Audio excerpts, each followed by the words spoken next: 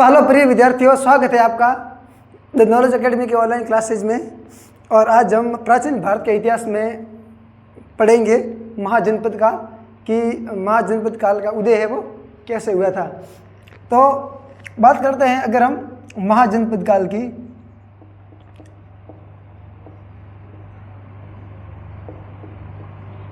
महाजनपद काल, इस काल की शुरुआत है वो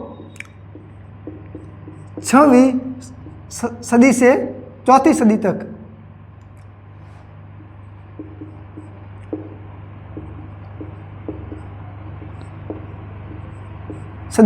कब ये 6वीं से 4वीं सदी ईसा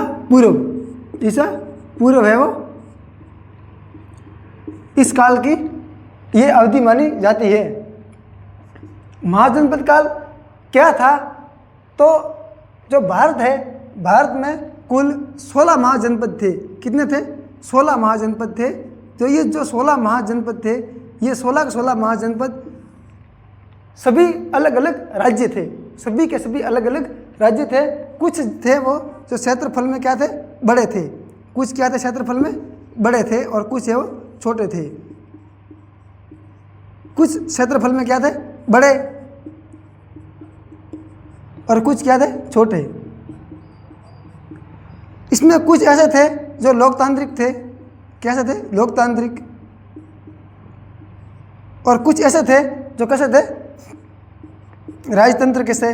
कुछ लोकतंत्र वाले थे और कुछ राजतांत्रिक थे, यानी राजतंत्र से संबंधित थे। ये महाजनपद हैं। भारत में बात करें तो सबसे जो बड़ा महाजनपद था, जो शक्तिशाली जनपद था, वो था कौन सा? मगध। कौन सा महाजनपद? मगध। ये मगध जनपद है वो सबसे शक्तिशाली और बड़ा जनपद था। और इस मगध जनपद के इसकी राजधानी कौन सी थी? पाटलिपुत्र। पाटलिपुत्र इसकी राजधानी थी। तो ये महाजनपद काल है वो भारत में 6वीं शताब्दी से 4वीं शताब्दी ईसा पूर्व तक का काल है, उसे हम महाजनपद काल कहते हैं। अब महाजनपद काल में हम बात करते हैं तो जन होता है जो एक छोटा राज्य है। जैसे कि मान लीजिए ये एक कोई छोटा राज्य है। ये क्या है? जन है। क्या है? जन। अब ऐसे बहुत सारे जनों का समूह है। ये बहुत सारे जन मिलकर क्या बनेंगे? महाजन। क्या मिलेंगे? महाजन। और इतने बड़े बड़े जो ये महाजन हैं, ये मिलकर ये बहुत सारे महाजन मिलकर क्या बनेंगे? महाजनपद बनेंगे। क्या बनेंगे? महाजनपद बनेंगे। तो ये जन है, ये सबसे छोटी इकाई है। ये क्या है? हम कह सकते हैं ये गांव है। क्या है? गांव। ये सबसे छोटी इकाई है और ये थोड़ी उससे बड़ी है। जैसे हम कह सकते हैं जिला स्तर की। कौन सी? जिला स्तर की।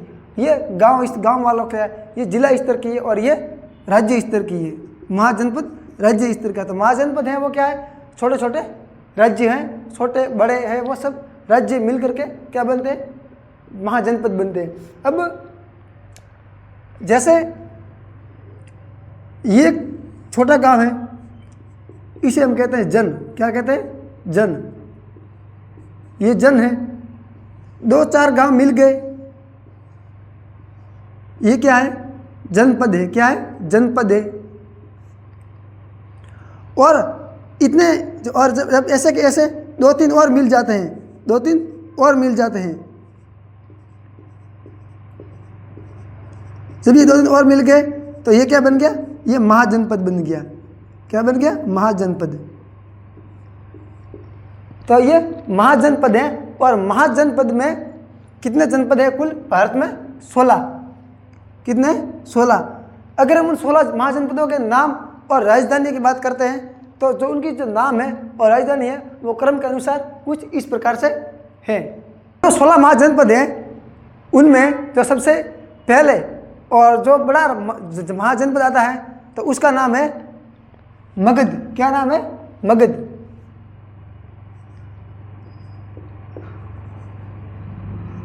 क्या है? मगध। और इसकी जो राजधानी है वो कौन सी है? पाटलिपुत्र, पाटलिपुत्र। वर्तमान का पटना। यहाँ इसकी एक और राजधानी है जिसे हम कह सकते हैं राजगृह। कौन सी है? राजगृह। ये इसकी दूसरी राजधानी है, राजगृह। ये किसकी बात हो गई? मगध से संबंधित बात हो गई कि मगध में ये था। दूसरी है कौन सी? अंग। कौन सा है? अंग। अंग की राजधानी क्या है? वो है चंपा। अंग है जो महाजनपद है, उसकी राजधानी कौन सी है? वो है चंपा। तीसरी है काशी। कौन सी है? काशी। तो ये काशी है, जो इसकी जो राजधानी है वो है आपके वाराणसी। कौन सी है? वाराणसी। कौन सी है? वाराणसी। और जो चौथी है वो है वज्जी। कौन है? वज्जी। ये कैसा है? ये लोकतंत्र, ये लोकतंत्र है। इस महाजनपद में ये लोकतांत्रिक जनपद है। और जो इसकी राजधानी है, जो वज्जी है, इसकी कौन सी है राजधानी? वो है वैशाली। क्या है? वैशाली। 5वें नंबर पर आता है, जो 5वें नंबर में जो हमारा जनपद आता है वो है मल।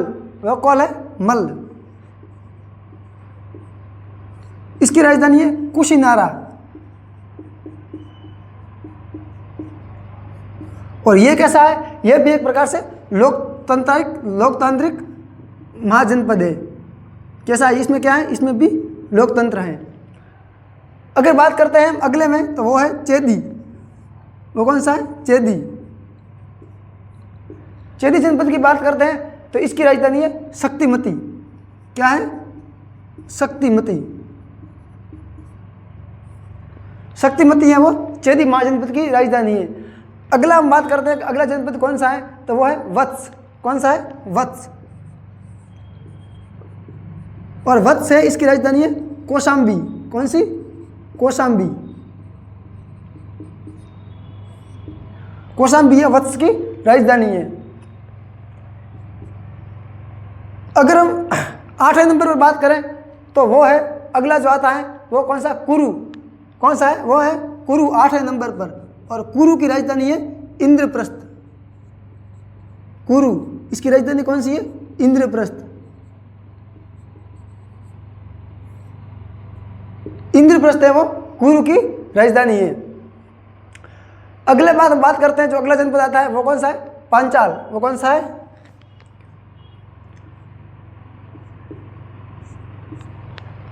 पांचाल।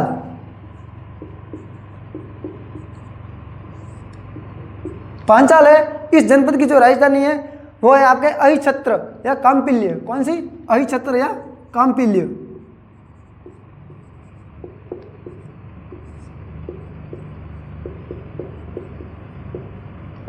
अहिछत्र या काम्पिल्य इसकी राजधानी है। अगला बात करें 10वें नंबर पर जो महाजनपद आता है, उस 10वें नंबर पर जो उसका नाम है मत्स्य। कौन सा है? मत्स्य।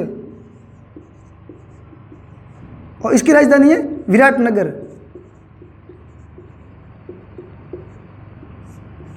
और ये मत्स्य जनपद है दोस्तों, ये वो हमारा राजस्थान में स्थित है। कहाँ पर? राजस्थान में। और राजस्थान में इसके कौन से क्षेत्र हैं? वो है आपके जयपुर का क्षेत्र। जयपुर के आसपास का क्षेत्र है वो मत्स्य जनपद के अंतर्गत आता था। जयपुर के आसपास, जैसे भरतपुर, धौलपुर, अलवर, करौली, जयपुर, ये सब है वो मत्स्य जनपद के अंतर्गत आते थे। जो अगली राजधानी है वो है आपके सूरसेन। कौन सी है? सूरसेन। अगला जनपद है वो है सूरसेन। और इस सूरसेन की राजधानी है वो है आपके मथुरा। कौन सी है? मथुरा। मथुरा श्री कृष्ण की नगरी मथुरा है वो सूरसेन महाजनपद की राजधानी थी। जो अगला है वो हमारा वो आता है अस्मक। कौन सा आता है? अस्मक। अस्मक ये कहाँ पर है? तो ये दक्षिणी भारत में है। कहाँ पर? दक्षिणी भारत में, यानी कि दक्षिण भारत में है। और जो इसकी राजधानी है अस्मक की वो है पोतन या पोटली। पोतन या पोटली।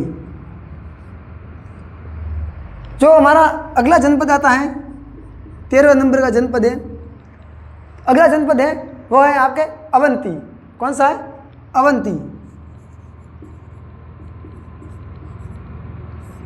अवंती, तो अवंती है, अवंती की राजधानी है उज्जैन।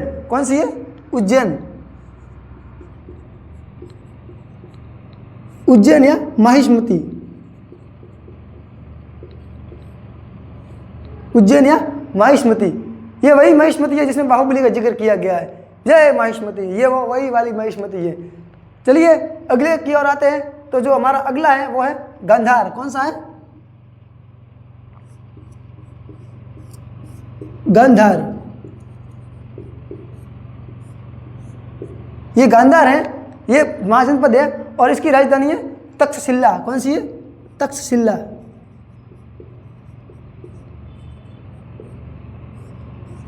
तक्षशिला राजधानी है गांधार की। अगला है कंबोज। कौन सा है? कंबोज।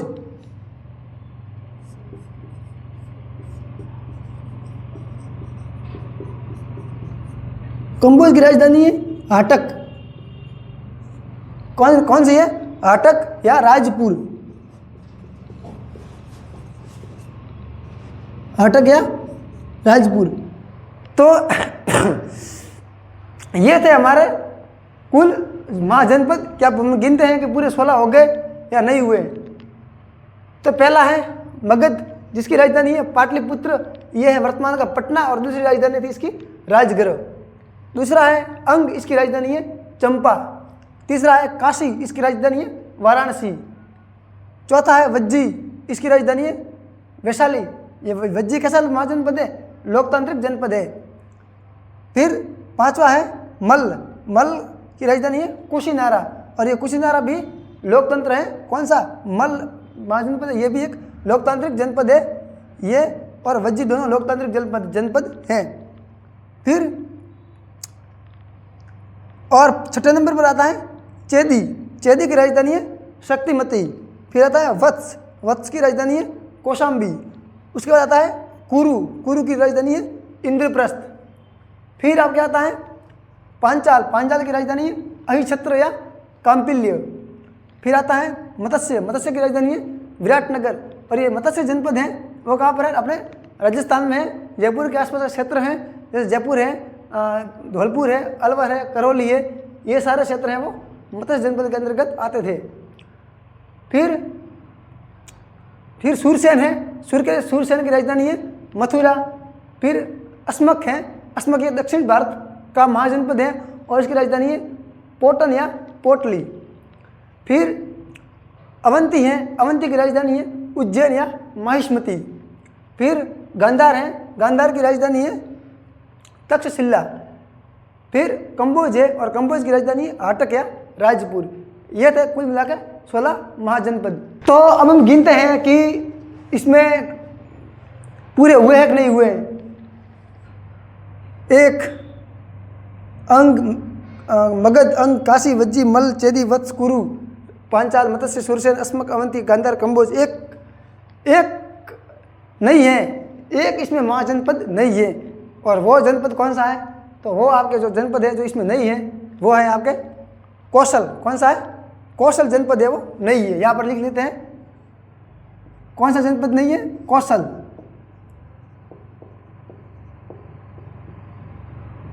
और इस कौशल जनपद की राजधानी है वो क्या है? अयोध्या या फिर श्रीवस्ती। श्रीवस्ती ये जनपद है कौशल जनपद, ये इसमें नहीं था। तो ये हमारे 16 का 16 जनपद हो गए। अब हम बात करते हैं कि जो ये महाजनपद काल है इसमें बात की गई है कि इसमें जनपद है वो लोकतंत्र और राजतंत्र दोनों प्रकार के थे। जिसमें यहाँ पर हमें मिल रहा है कि वज्जी है वो लोकतंत्रात्मक महाजनपद है और मल्ल है ये भी लोकतंत्रात्मक महाजनपद है। लेकिन इसमें जो ये थे इनमें किन तरह का किस तरह का लोकतंत्र पाया जाता था? क्या वर्तमान तरह का लोकतंत्र था कि जो वर्तमान में लोकतंत्र है, जिस तरह से वर्तमान में लोग अपना जीवन यापन कर रहे हैं लोकतांत्रिक देशों में या लोकतंत्र की तरह, तो क्या उस समय ये ऐसा इस तरह का लोकतंत्र था जो वर्तमान में है, ऐसा था या किसी और टाइप का लोकतंत्र था? वो कैसा लोकतंत्र था? तो अगर हम बात कर रहे हैं तो वो लोकतंत्र ऐसा था कि जैसे आप मान लीजिए कि ये एक जनपद है और इस जनपद का नाम है ये, कौन सा है ये? वज्जी जनपद है। कौन सा है? ये वज्जी जनपद है। इस वज्जी जनपद के जो अलग अलग जन है, अंदर अलग अलग जन है, अलग अलग भाग है, अलग अलग जन का अलग अलग प्रधान है, अलग अलग जन का अलग अलग प्रधान है। ये सब जन है, इन सभी के मुखिया हैं, अलग अलग मुखिया इन सभी के। तो ये सभी जो जन है इन सभी के अलग अलग मुखिया है। जब इनकी एक सभा होती थी, इनकी मीटिंग होती थी, क्या होती थी? एक मीटिंग होती थी जिसमें सभी के सभी जो जन हैं उनके प्रतिनिधि हैं वो यहाँ पर सभा करते थे और एक है वो इनका नेतृत्व करता था, वो इधर बैठता था। अब जैसे इन पूरे वज्जी महाजनपद है, इस पूरा वज्जी महाजनपद का कोई एक फैसला करना है, एक निर्णय करना है। अब वो निर्णय करने के लिए क्या करेंगे कि पहले उस जो निर्णय है, जो फैसला है, उस फैसले को, उस निर्णय को यहाँ पर इस सभा में सुनाया जाएगा कि भाई ये इसमें है। इस सभा में सुनाया जाएगा कि हमारे महाजनपद वज्जी में हमें इस तरह का कोई भी नया है वो कानून है या नया नियम है वो लागू करना है। तो इन सभी को पास फैसला आएगा, ये सभी है वो उस पर चर्चा करेंगे, विचार विमर्श करेंगे और एक महीने, 2 महीने, 15 दिन, 20 दिन के बाद सभी में उस बात पर बनेगी क्या? सहमति बनेगी। क्या बनेगी? सहमति। जब सहमति बनेगी तभी उस नियम को पूरे इस वज्जी महाजनपद में करेंगे, क्या करेंगे? लागू लागू करेंगे कि भाई अब वो नियम है वो यहाँ पर लगा दो। पर अगर कोई भी इस वज्जी महाजनपद के जितने भी जन हैं और इन जन के जो मुखिया हैं, अगर किसी ने भी उसको मना कर दिया कि भाई ये नियम है वो लागू नहीं होगा, नियम लागू नहीं होगा, जब नियम लागू नहीं होगा तो वो नियम है वो भंग हो जाएगा, फिर वो वज्जी जनपद में लागू नहीं कर सकता। क्योंकि अगर हम अगर लागू कर दे, मान लीजिए कि ये 2 जन हैं, ये दोनों जन मना कर दे भाई हमारे यहाँ पर है वो हम इस नियम को नहीं चलने देंगे, ये दोनों मना कर सकते हैं कि हमें यहाँ पर इस नियम को नहीं चलने देंगे, तो यहाँ पर लागू हो जाएगा और यहाँ पर लागू नहीं होगा तो ये समस्या हो जाएगी। क्योंकि ये पूरा राज्य है, उनको इन जो लोकतांत्रिक महाजनपद हैं इनको ये खतरा भी है कि हमारा जो पड़ोसी जनपद है, जो पड़ोसी महाजनपद है वो सब के सभी राजतंत्रात्मक है, वहाँ पर लोकतंत्र नहीं है। वहाँ पर राजा ने जो फैसला कर दिया वो सर्वोत्तम फैसला है, राजा के फैसला के बाद अन्य कोई भी उस पर विचार विमर्श नहीं किया जाएगा, राजा ने किया वो फाइनल है। लेकिन जो लोकतंत्रात्मक हैं वहाँ पर तो जब सभी प्रतिनिधि एक बात पर विचार करेंगे और एक बात पर सहमत होंगे तभी वो बात यहाँ पर लागू होगी। तो इस तरह का है वो लोकतंत्र था, किसमें? वज्जी में और मल्ल में सभी है वो मिलजुल कर फैसला करते थे, निर्णय करते थे। ये था लोकतंत्र की परिभाषा इनके टाइम में। कहाँ पर? महाजनपद के टाइम में लोकतंत्र में ये परिभाषा थी कि जब महाजनपद कालीन लोकतंत्र था वज्जी और मल्ल में, वो इस तरह का लोकतंत्र था कि जो सभी के सभी जन हैं, जो जनों के प्रतिनिधि हैं, जो मुखिया हैं, वह कि सभी अगर किसी बात को लागू करनी है तो एक बात पर सभी का सहमति होगी, सभी जनों के मुखियों की सहमति होगी तभी वो बात लागू होगी, अन्यथा वो बात है वो लागू नहीं होगी। और राजतंत्र में ऐसा नहीं है, राजतंत्र में राजा का फैसला सर्वोत्तम फैसला है, वो सर्वोत्तम निर्णय है। राजा के फैसले के बाद कोई भी विचार विमर्श हो किसी बात पर नहीं किया जा सकता। तो ये था लोकतंत्र किसमें? वज्जी और मल्ल में। सम्राट अशोक ने वज्जी पर हमला किया था तो उनको पहले पता चल गया था कि सम्राट अशोक है वो वज्जी पर हमला करने जा रहा है। लेकिन ये वज्जी लोकतंत्र महाजनपद था, जब लोकतंत्र महाजनपद था तब इन्होंने सबने मिलकर एक सभा की, बैठक की और उसमें बताया गया कि भाई जो सम्राट अशोक है वो वज्जी पर हमला करने के लिए आ रहा है। तो उन्होंने 1-2 महीने तो सिर्फ बात को सुनने में, करने में और विचार विमर्श करने में, चर्चा में ही लगा दिया। इतने में अशोक ने वहाँ पर हमला कर दिया और वज्जी को है वो लोकतंत्र से हटाकर राजतंत्र में और मगध में मिला लिया। कहाँ और मिला लिया? मगध में। किसने? अशोक ने। तो ये था महाजनपद काल। अब इसको हम डिटेल से पढ़ना चाहते हैं, डिटेल से पढ़ेंगे तो डिटेल से हम शुरू करने जा बहुत जल्दी हम शुरू करेंगे भारत का इतिहास सिंधु घाटी सभ्यता से 1947 तक की आज़ादी तक। तब उसको हम उसमें है वो डिटेल से इन चीज़ों को पढ़ेंगे। तो आशा करता हूँ कि वीडियो आपको अच्छा लगा होगा, नॉलेजेबल लगा होगा, आपको कुछ ना कुछ जरूर सीखने को मिला होगा। अगर कोई ना कोई जानकारी आपको मिली है सीखने को तो चैनल को सब्सक्राइब जरूर करें, वीडियो को लाइक करें और शेयर करें। चलिए मिलते हैं ऐसे किसी अगले वीडियो में, तब तक के लिए धन्यवाद। जय हिंद, जय भारत।